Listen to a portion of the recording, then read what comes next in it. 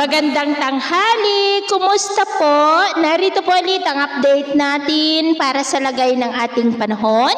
Ngayong tanghali po ng February 4, 2026. Sa ngayon po ay patuloy pa rin na binabantayan ang bagyong Basyang na patuloy na ang paglapit sa ating kalupaan at nasa layo na po ngayon ng 718 km east ng Surigao del Norte.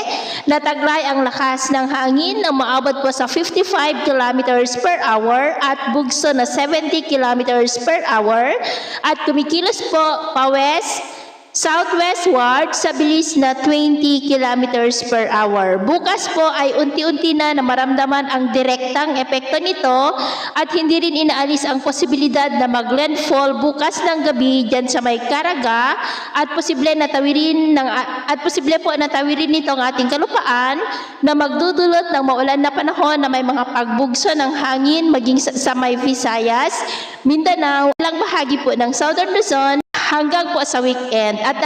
At sa ngayon po ay nakataas na ang tropical cyclone with signal number 1 sa may Surigao del Sur, sa may Caguait, Marihatag, San Agustin, Barobo, Tagbina, Hinatuan, City of Bislig, Lingig at Lianga.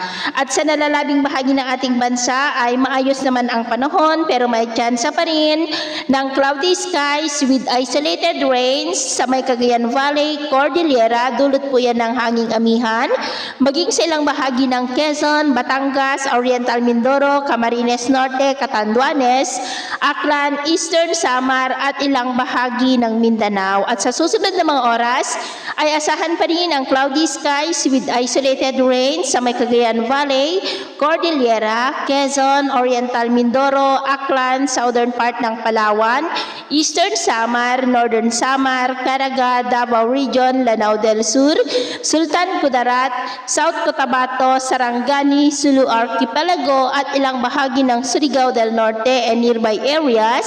Kaya mag-ingat po tayo sa mga banta ng mga pagbaha at pagguho ng lupa.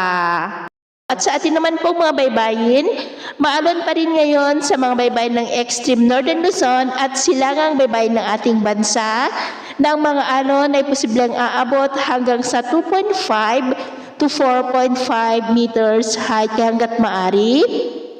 Ay iwasan na po muna natin ang papalaot dyan sa mga may kulay pula para mas makaiwas sa mga sakunang pangkaragatan. So ito ang latest update natin sa araw na ito. At ako po muli si James na nagsasabing sa kahit anong pagsubok po na darating sa ating buhay, huwag na huwag po tayong mawawalan ng pag-asa. Thank you and God bless!